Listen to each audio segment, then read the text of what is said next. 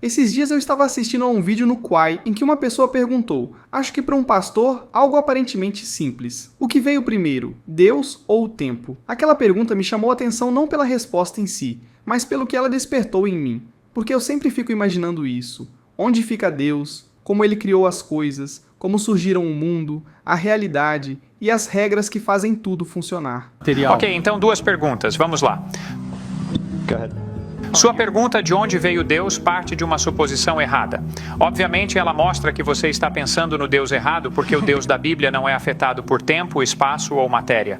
Se ele fosse afetado por tempo, espaço ou matéria, ele não seria Deus. Tempo, espaço e matéria são o que chamamos de um contínuo. Os três precisam ter vindo à existência no mesmo instante. Porque se houvesse matéria, mas não espaço, onde você a colocaria? Se houvesse matéria e espaço, mas não tempo, quando você a colocaria? Você não pode ter tempo, espaço ou matéria de forma independente. Eles precisam surgir simultaneamente. E a Bíblia responde isso em 10 palavras, logo no início de Gênesis. No princípio, aqui está o tempo. Deus criou os céus, aqui está o espaço. E a terra, aqui está a matéria. Então você tem tempo, espaço e matéria criados, uma trindade de trindades. Veja, o tempo é dividido em passado, presente e futuro.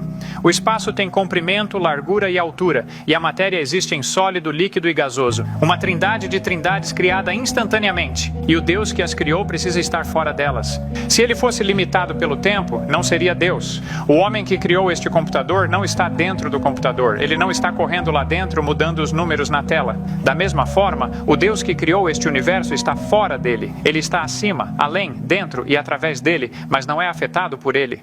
E quanto ao conceito de que uma força espiritual não pode ter efeito sobre um corpo material, bem, então você teria que me explicar emoções, amor, ódio, inveja, ciúme e racionalidade. Quero dizer, se o seu cérebro é apenas uma coleção aleatória de substâncias químicas formadas por acaso ao longo de bilhões de anos, como você pode confiar nos seus próprios processos de raciocínio e nos pensamentos que tem?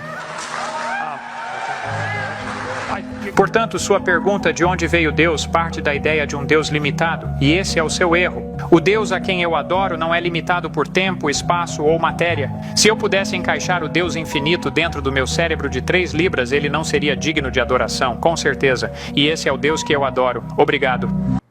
Como eu sou desenvolvedor de software, esse tipo de pensamento acaba indo naturalmente para o meu campo de referência. Eu fico pensando, será que existe um código? Um conjunto de regras, uma lógica, algo parecido com um sistema que Deus teria usado para criar tudo? Isso me lembra uma fala de Jesus. Se a nossa fé fosse do tamanho de um grão de mostarda, poderíamos dizer a um monte para se mover, e ele se moveria, e nada seria impossível para nós.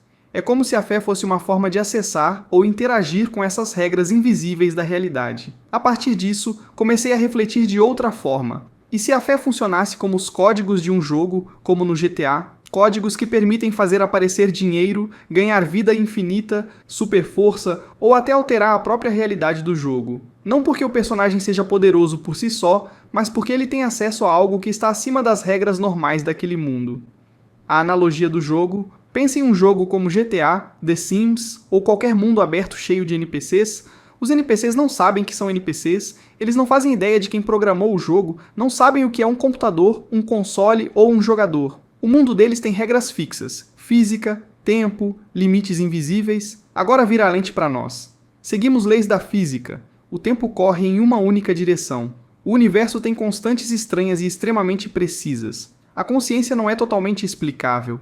A pergunta inevitável é, e se nós estivermos na mesma situação que os NPCs? O criador e o jogador. Se esse mundo fosse um jogo, Deus poderia ser várias coisas ao mesmo tempo.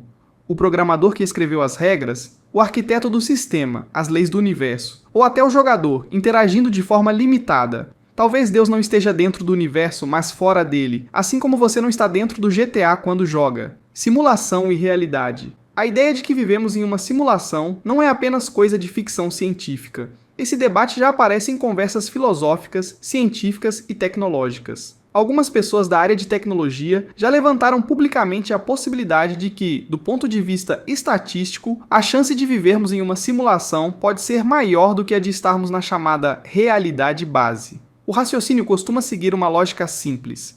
Civilizações tecnologicamente avançadas tendem a criar simulações. Uma vez que isso se torna possível, o número de mundos simulados cresce rapidamente. Estatisticamente, seria mais provável estarmos em um mundo simulado do que no mundo original.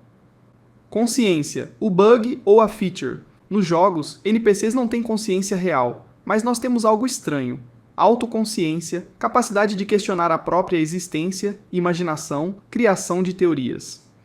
Isso me faz lembrar da última temporada de Sword Art Online, Alicization. Nela, a personagem Alice é uma inteligência artificial que nasce, cresce e vive toda a sua vida dentro de um mundo virtual. Em determinado momento, ela descobre que não pertence àquele mundo da forma que acreditava. Ela é, na verdade, uma criação de uma espécie diferente e mais avançada. O mais interessante é que todo o mundo dela, incluindo regras, autoridades e até a religião, fazia parte de um grande sistema criado com um objetivo específico: desenvolver a inteligência artificial perfeita. No fim, quando Alice é colocada em um corpo robótico e trazida para o mundo dos seus criadores, acontece algo simbólico. Uma consciência que nasceu em uma simulação atravessa para a realidade de quem a criou.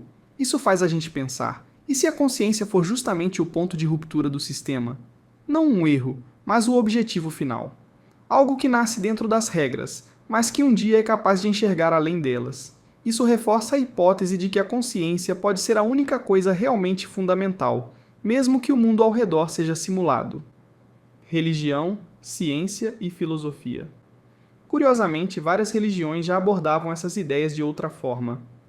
O mundo como uma criação, a vida como um teste, uma realidade invisível além da realidade visível. A ciência moderna apenas trocou os nomes: céu, outra dimensão; Deus, causa primeira ou arquiteto do sistema; milagre, quebra ou exceção das regras locais. Conclusão: assim como um NPC jamais entenderia o mundo real observando apenas de dentro do jogo, talvez nós também tenhamos limites claros de compreensão. Mas o simples fato de questionar já nos coloca em um nível diferente do NPC comum.